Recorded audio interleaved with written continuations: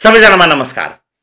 आज 2082 साल असोज महिनाको 28 गते र आज लोकसेवा आयोगले खाद्य व्यवस्था तथा व्यापार कम्पनी लिमिटेडको परीक्षा मिति सार्वजनिक गरेको छ।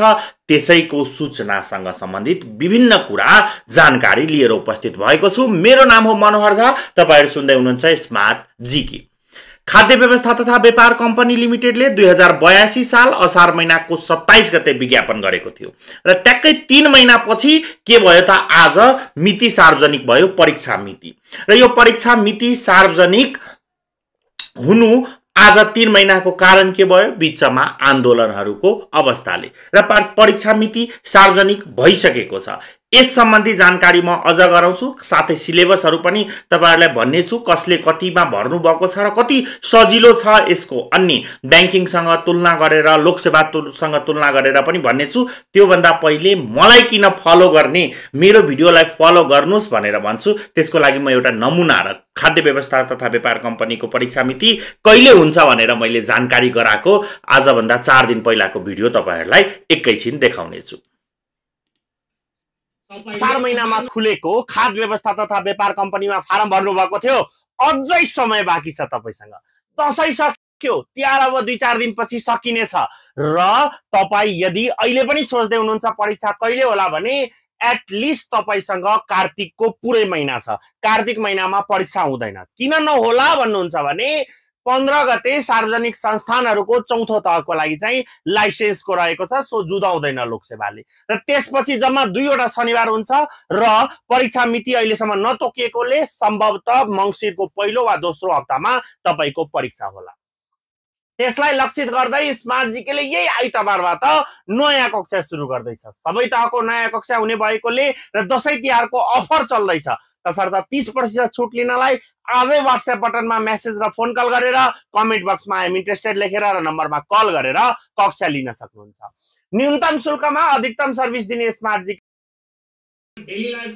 तपाईहरुले हेर्नुभयो। मैले अलरेडी भनेको थिएँ कस्तो हुन्छ भने एक्सपिरियन्स म्याटर्स भन्छ क्या जहिले पनि। मेरो यो फिल्डमा तपाईहरुलाई पनि थाहा छ 9 देखि 10 वर्षको एक्सपिरियन्स भइसकेको छ। सो भने अनुसारले तपाईले यदि तयारीलाई फोकस गर्नुभयो भने तपाई राम्ररी गर्न सक्नुहुन्छ। र दोस्रो भिडियोमा मैले भनेको पनि थिएँ लोकसेवाले यही दशैं र तिहारको जुन बीचको ग्यापमा छ यसमा पुरानो मितिहरू सार्वजनिक गर्छ। ल यो भयो किन मलाई फलो गर्ने भन्दा तपाईको तयारी मलाई मात्र होइन, मैले भनेको कुरालाई फलो गर्नु भयो भने तयारी राम्रो गर्न सक्नुहुन्छ। तपाईले पहिले जानकारी हुन्छ र गर्न सक्नुहुन्छ। अब म विशेष गरी यसमा कुरा गर्छु 3 वटाको। एउटा सामान्य प्रशासन अधिकृत 6 को जसको परीक्षा मिति पहिलो हप्ता मैले भनेको अनुसारले नै पहिलो हप्ता मंसिर महिनाको 1 गते 1 बजे र 2 गते 2 बजे भएको छ। र तपाईले यसको यदि सिलेबस हेर्नु भयो भने न एकदमै सजिलो रहेको छ। यदि छैटौं तहमा फारम भर्नु भएको छ भने प्रथम पत्रमा तपाईको खण्ड क ख र द्वितीय पत्रमा खण्ड क र ख गरी 3 वटा खण्ड रहेको छ, जसमा तपाईले व्यापार कम्पनीसँग सम्बन्धित जम्मा यो 4 वटा 3 वटा प्लस तल खाद एन पढ्नु पर्छ। अन्य तपाईले अलरेडी लोकसेवा वा बैंकिङ तयारी गर्दै हुनुहुन्छ भने पनि केही हदसम्म पढ्नु भएको हुन्छ। त्यसपछि खाद्य व्यवस्था रिलेटेड हुन्छन्, यी सबै खाद्य व्यवस्थासँग रिलेटेड। र नर्मली तपाईसँग अहिलेको टाइम हेर्नुहुन्छ भने 40 दिनको समय छ। यसमा यो सिलेबसलाई चाहिँ कभर अप चाहिँ तपाईले राम्ररी नै गर्न सक्नुहुन्छ। त्यसपछि दोस्रोमा जसमा कम्पिटिसन हेर्नुहुन्छ भने उम्मेदवारको संख्या हेर्नुहुन्छ भने 3452 वटा छ। 3452 जनाले फारम भर्नु भएको छ। त्यस्तै तपाईको सातौं तहलाई हेर्नुहुन्छ भने 956 जनाले र राम्रै सिट खुलाएको थियो। तपाईहरुलाई उत्सुकता होला कति सिट छ बिर्सिनु भएको छ भने त्यो पनि म जानकारी गराउने छु। हेर्नुस् त सातौं तहको लागि 5 जना खुल्ला, 1 जना महिला, 1 जना आदिवासी जनजाति, 1 जना मधेसी र 1 जना अपाङ्ग रहेको थियो सातौं तहलाई भने। छैठौं तहलाई त्यस्तै 14 जना जसमा खुल्ला 8, महिला 1, आदिवासी जनजाति 2, मधेसी 2, दलित 1 गरेर टोटलमा 14 जना र 9 जना गरेर हेर्नुहुन्छ भने तपाईको 23 जनाको 23 जनाको सिट खुलेको छ टोटलमा एज अ होलमा हेर्नुहुन्छ भने 23।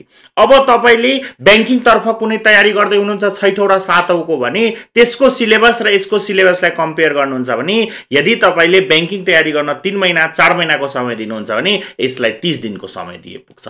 मैले पहिला पनि भनेको थिए बैंकिङ पढ्ने विद्यार्थीहरुलाई यसमा फारम भर्नु होला, राम्रो जागिर हो भनेर यदि भर्नु भएको थियो भने यसलाई कम्मर कसेर पढ्नुस्, तपाईले सक्नुहुन्छ भन्ने ग्यारेन्टी म लिन्छु। साथै स्मार्ट जीकेले कक्षा गरिरहेको भएको कारणले कक्षा पनि लिन सक्नुहुन्छ। स्मार्ट जीकेले सबै तहको कक्षा गर्ने गरेको हुन्छ।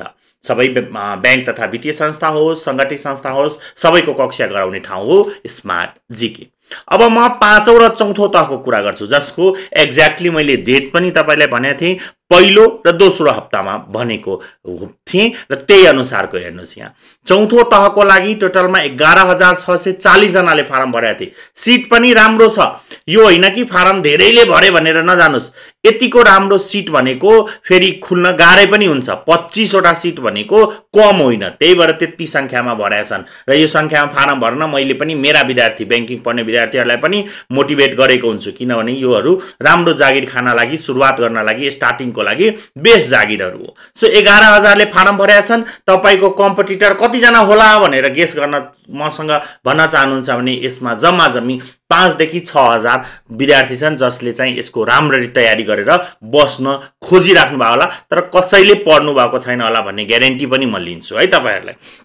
सबैले परीक्षा मितिको वेट गरेर बस्नुहुन्छ। सो अहिले नै समय हो र अहिले यसको डेट जुन मंसिरको 5 गते छ, पहिलो हप्ताको अन्तिममा 5 र 6 गते, त्यसलाई तपाईले यदि अब तयारी गर्न खोज्छु भन्नुहुन्छ भने 40 देखि 45 दिन समय छ तपाईसँग अझ पनि, र यो 40 देखि 45 दिनको समयलाई प्रयोग गरी तपाईले सिम्पल सिलेबस छ, सिलेबस पनि एकदम धेरै भइदिएको भए हैन अब नगर्नुस् सक्नुहुन्न भनेर म भन्थे। एकदम सिम्पल, सामान्य ज्ञान लिमिटेड छ जसको लागि तपाई बैंक पढ्नु भएको छ, लोकसेवा पढ्नु भएको छ, त्यहीका कुराहरु छन्, अन्य कहीँका कुरा छैनन् हैन।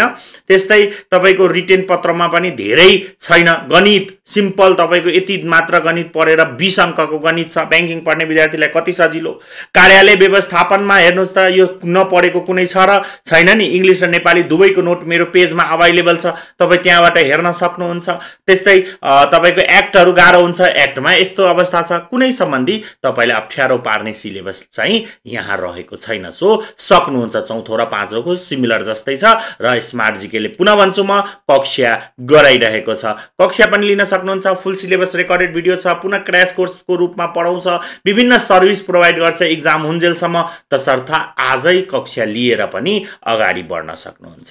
यी दुईटाको मैले कुरा गरे। कम्पिटिटर पनि तपाईको धेरै छैन। 5औं तहमा जम्मा 1838 जनाले फारम भर्नु भएको छ। यो 13 के होला भनेर सोध्न खोज्नुहुन्छ भने यो इन्टर्नल हो है, कन्फ्युज नहुनु होला। सो तपाई 1838 जनामा कम्पिटिसन गर्ने, 1838 जनामा कम्पिटिसन गर्ने सिट कति थियो भनेर सोच्नुहुन्छ भने टोटलमा 7 जना सिट थियो। यही 7 जना सिट यदि नेपाल राष्ट्र बैंकमा खुल्ले हो भने 40000 कम्पिटिटर हुन सक्छन्, 30000 कम्पिटिटर हुन सक्छन्। कृषि विकास बैंकमा खोल्ने हो भने 8000 कम्पिटिटर हुन्छन्। यहाँ कति कम छ। तपाईले राम्रो पढ्नु भयो भने सक्नुहुन्छ भन्ने पूर्ण विश्वास मलाई छ र मलाई फलो गर्नुस्। यसमा कति मलाई भन्नुभएको होला भनेर सोचिराख्नु भएको छ नि। मैले भन्ने कारण के हो भने पहिले प्री जानकारी तपाईहरुलाई गराएको हुन्छु, यो टाइमिङमा खुल्छ है, पढ्नुस्। किनभने मैले एउटा भिडियोमा पनि भनेको थिएँ, कपाल फुलेको मेरो यही लोकसेवाको अन्तर्गतको काम गर्दा गर्दै हो, मेरो दिनभरि कामै यही हो, अन्य केही पनि म गर्दिन।